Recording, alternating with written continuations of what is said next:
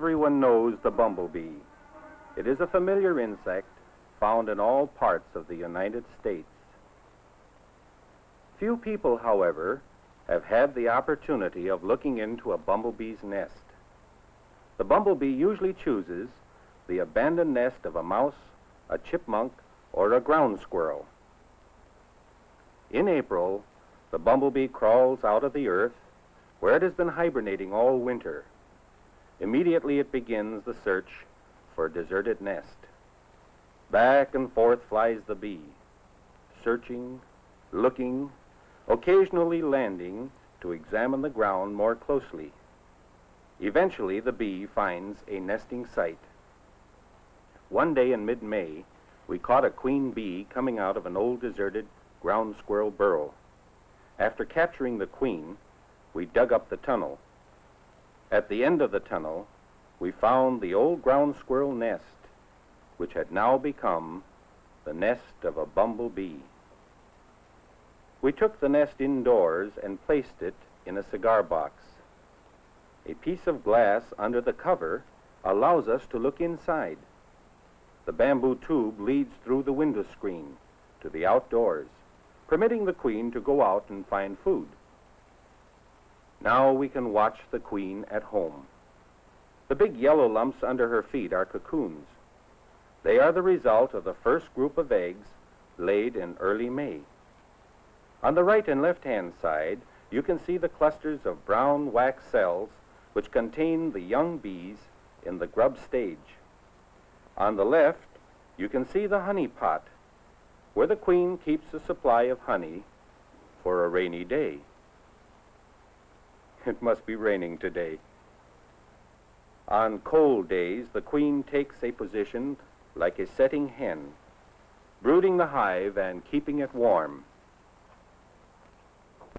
On bright sunny days, the queen gathers nectar and pollen from the dandelions. Nectar is stored in the honey pot. Then the queen walks to the rear corner where she scrapes the pollen from her back legs.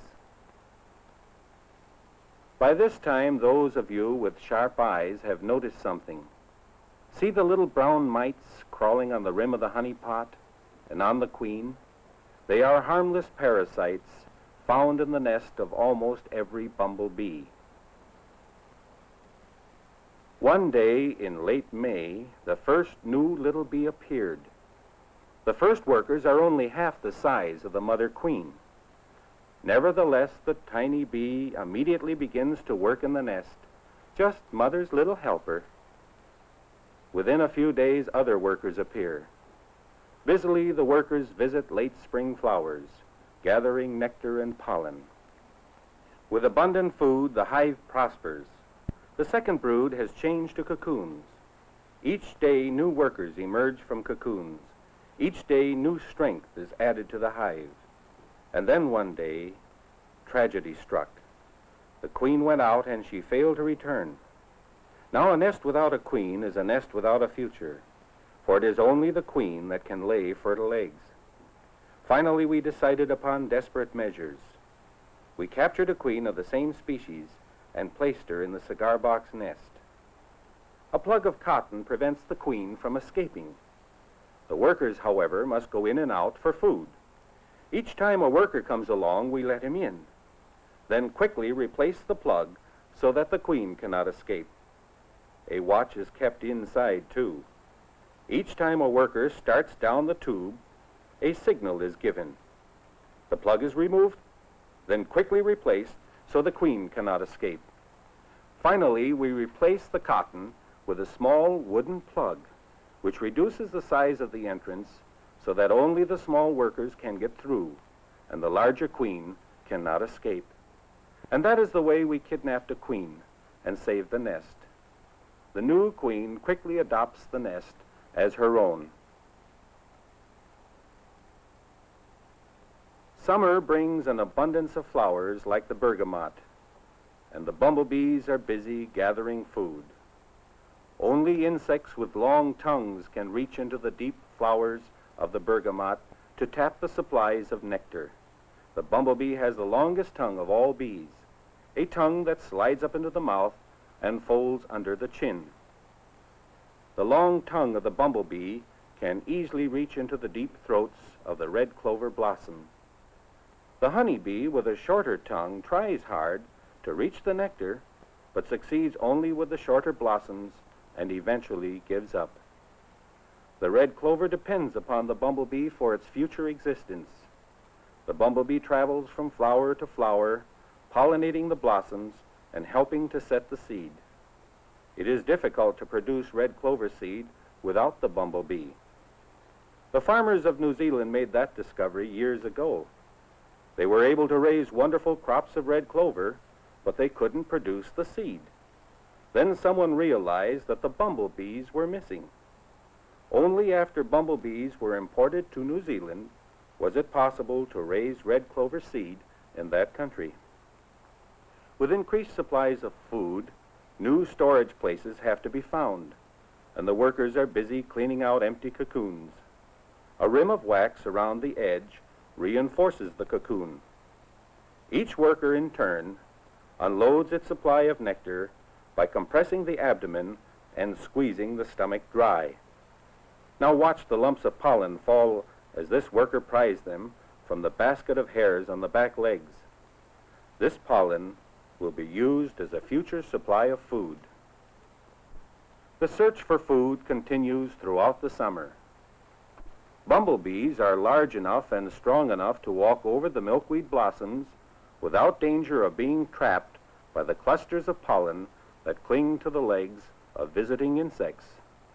The smaller honeybee is often trapped by these pollen appendages and has difficulty in getting away. The bumblebee is also strong enough to force its way into the bottle gentian. These flowers never open and require the services of the bumblebee for pollination. On the left, the queen is making wax with glands on the upper and lower sides of her abdomen. The thin, transparent scales of wax are worked into a brown lump and finally shaped into an egg cup. Then the queen inserts the end of her abdomen into the cup, and there she lays an egg.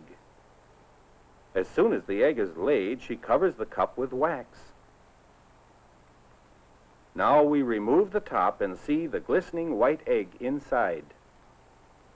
Promptly the queen moves in and covers the exposed egg. The egg must be concealed, otherwise a worker might come along, reach in, take out the egg, and deliberately smash it. The queen has to hide her egg from her own jealous workers. Eggs hatch in 3 to 4 days. The young bee is a helpless grub. It has no eyes and no legs. Under the constant care of the workers, the young grub grows rapidly. On the 7th day, the grub spins a cocoon under the wax. 12 days later, the mature bee begins to cut its way out of the cocoon. The entire top is cut away, and then the young bee emerges. At first it is white in color, but it will turn to the characteristic yellow of the bumblebee in about 2 days. By August, new young queens can be seen visiting late summer flowers. In late August and early September, the new young queens begin to search for a place to hibernate. Each queen slips under the grass and then digs several inches down into the sod. Winter is still several months away, but the queen believes in hibernating well in advance. It is late in the year, and the new queens are safely tucked away in hibernation. The old queen is dead. Suddenly the workers become idle, and the nest, once thriving, begins to fall apart. In the far south, where flowers bloom all winter and food is available, the bumblebee nest sometimes survives the entire winter. But in the north, every nest is doomed when winter arrives. Only the new young queens survive the winter safely tucked away in the frozen earth, holding on to a tiny spark of life despite the snows and ice above. And when the warm sun of April thaws the earth, the sleeping queen awakens and begins to fight her way upward, struggling through the soft earth until she reaches the surface and sunlight. Once free of the earth, she cleans herself carefully. Soon she will start the long journey in search of a new nest to begin a new generation.